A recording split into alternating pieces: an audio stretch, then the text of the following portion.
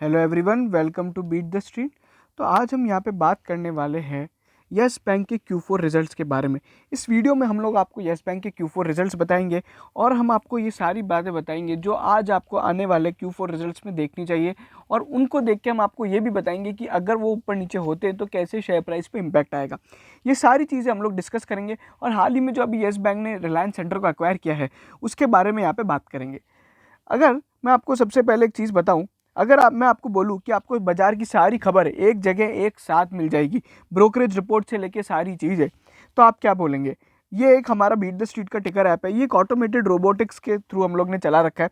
इसके अंदर क्या होता है, सभी न्यूज़ सोर्सेज से आपको यहाँ पे खबर मिल जाती है। अगर आप देखोगे, जैसे अभी मरीको के रिजल्ट आए, जैसे ही रिजल्ट आए यहाँ पे ऑलरेडी अपडेट हो चुका है। ये एकदम ऑटोमेटेड है, और बड़े बड़े जितने भी बड़े न्यूज़ सोर्स होते हैं उसके थ्रू यहाँ पे न्यूज़ आती रहती है।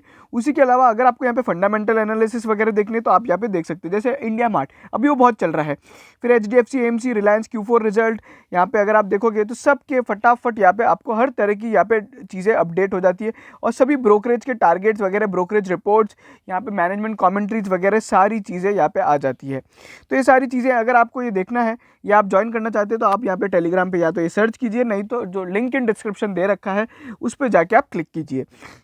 अगर हम बात करते हैं यस बैंक के रिजल्ट की, सबसे पहले मैं यहाँ पे आपको जो एक्सपेक्टेशंस अभी तक जो आई है वो बता देता हूँ। अभी जो हाल में एक्सपेक्टेशंस है वो ये है कि यहाँ पे यस बैंक को लॉस होगा, जो आप सभी को पता है। 1000 करोड़ का यहाँ पे लॉस एक्सपेक्ट किया जा रहा है, 1076 करोड़। और यहाँ पे जो पिछला साल का लॉस था वो 3600 करोड़ का था। वहीं पे जो नेट इंटरेस्ट इनकम है वो बढ़ती हुई दिखाई दे रही है। अब यहाँ पे क्या देखना कि यहाँ पे उम्मीद है, देखो सबसे पहले BBB बुक और एंड बिलो से यहाँ पे 14% ऑफ बुक है, तो ये यहाँ पे कितना होता है, ये एक्सपेक्टेशन है 14% की। और यहाँ पे क्या होता है, अब मैं आपको कुछ चीज़ें ऐसी बताता हूँ जो आपको यहाँ पे ट्रैक करनी है। सबसे पहले यहाँ पे बैंक के जो नेट इंटरेस्ट इनकम वगैरह है ना, वो यहाँ पे बढ़ना चाहिए, ठीक है, क्योंकि बैंक के एडवांसेस बढ़े। बैंक का NIM मार्जिन और यहाँ पे जो NIM की इनकम होती है वो यहाँ पे कंपनी की बढ़नी चाहिए। NPA यहाँ पे बैंक्स के कम होने चाहिए, लेकिन यहाँ पे एक्सपेक्टेशंस के मुताबिक माना जा रहा है कि ये कम नहीं होंगे। अगर आपको मैं बताऊँ, या HDFC बैंक, एक्सिस बैंक या फिर आप ICICI बैंक की बात करें तो उनके NPA कम हुए हैं इस क्वार्टर में। तो ये सारी चीज़ें हैं, NPA वगैरह इंपॉर्टेंट रहेगा। और उसी के अलावा यहाँ पे वन टाइम रीस्ट्रक्चरिंग कितने लोगों ने ली है, ठीक है। और उसके अलावा यहाँ पे अगर हम ये देखें, इंटरेस्ट ऑन इंटरेस्ट के लिए प्रोविजन कितना क्या है, और ओवरऑल यहाँ पे जो NPA के लिए प्रोविजन है वो कितने हैं। तो ये सारी चीज़ें आपको ट्रैक करनी है। अगर ये पिछले क्वार्टर से बढ़ती हैं तो यहाँ पे बाजार में इसका एक नेगेटिव इम्पैक्ट आपको देखने को मिलेगा। वहीं पे अगर हम Q4 बिजनेस के एक जो अपडेट येस बैंक ने लास्ट पोस्ट किए थे, जिसमें अगर हम बात करें तो बैंक के जो लोन्स एंड एडवांसेस है वो अब यहाँ पे 1,72,000 करोड़ रुपए के टोटल लोन्स बाजार में हैं बैंक के, जो कि यहाँ जो ग्रोथ है 0.8% से हुई है Y-on-Y बेसिस पे, और 1.8% से हुई है Q-on-Q बेसिस पे। और वहीं पे अगर हम बात करें बैंक के जो डिपॉजिट्स हैं वो 54% से बढ़े हैं, जो कि बहुत ही इंपॉर्टेंट फिगर है। जितने ज़्यादा डिपॉजिट्स होते हैं उतनी ज़्यादा बैंक की ओवरऑल जो डेप्ट है वो कम होगी। ये 54% से बढ़े हैं, और अगर हम इन्हें क्वार्टरली बेसिस पे देखें तो 11% से बढ़े, तो जो कि बहुत ही अच्छा है। अगर आप देखोगे तो बैंक के यहाँ पे डिपॉजिट्स 1,62,000 करोड़ है, और वहीं पे अगर आप देखोगे तो जो बैंक के एडवांसेस है वो ज़्यादा है। तो ओवरऑल बैंक यहीं पर अपनी जो लोन्स को कहीं ना कहीं डेप्ट लेके फंड कर रही है। बट HDFC के केस में अगर आप देखोगे ना तो उल्टा है, उनके यहाँ पे डिपॉजिट ज़्यादा है और लोन कम है, और इसलिए वो लोग इन्वेस्टमेंट वगैरह करते हैं, क्योंकि उनके पास वो लोग बहुत सोच समझ के इन्वेस्टमेंट करते हैं। तो एक बड़े बैंक और छोटे बैंक में ये फ़र्क होता है।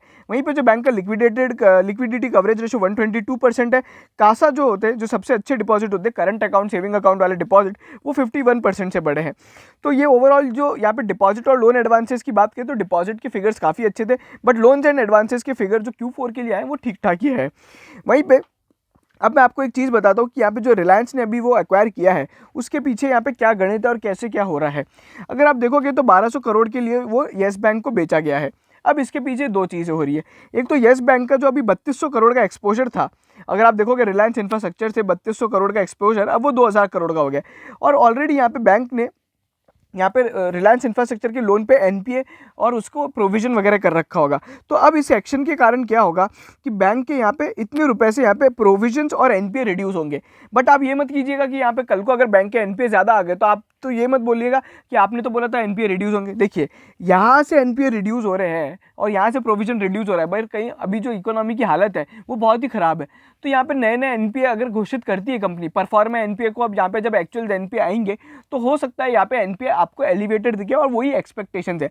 मैं केवल एक पर्टिकुलर रोल की बात कर रहा हूँ। इस लोन के लिए अगर अपन देखेंगे तो यहाँ पे एनपीए ये एक अच्छा मूवमेंट था और जिसका थोड़ा बहुत आपको बाजार में इसमें इम्पैक्ट भी दिखेगा। तो हो सकता है आपको वन टाइम गेन वगैरह देखने को मिले।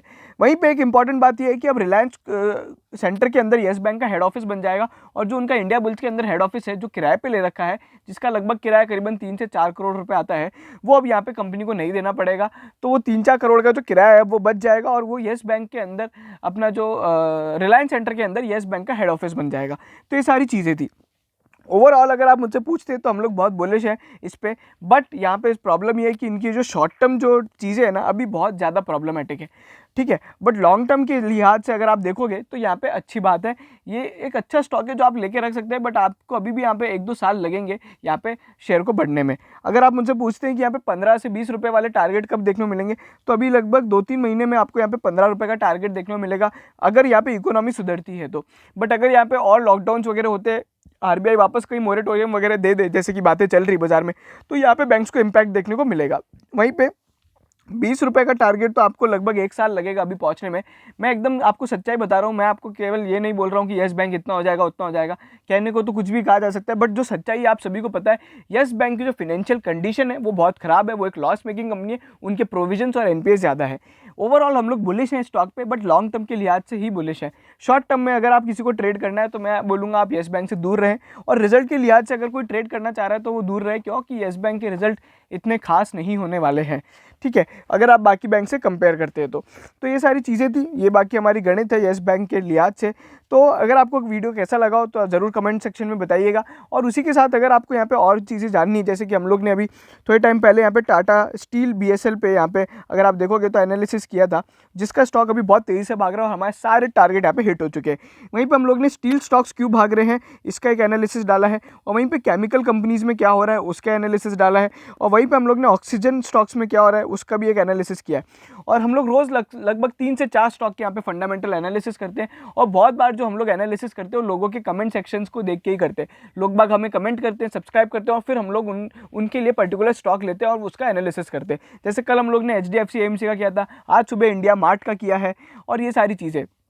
तो आप इसी तरह के अगर यहाँ पे फंडामेंटल्स वगैरह आपको स्टॉक टिप्स और स्टॉक एनालिसिस जानने हैं तो यहाँ पे आप हमारे चैनल को सब्सक्राइब करें, बेल आइकन को ज़रूर दबाएं, शेयर कीजिए ये हमारा येस बैंक का वीडियो सभी के साथ, और वीडियो देखने के लिए आपका बहुत बहुत धन्यवाद।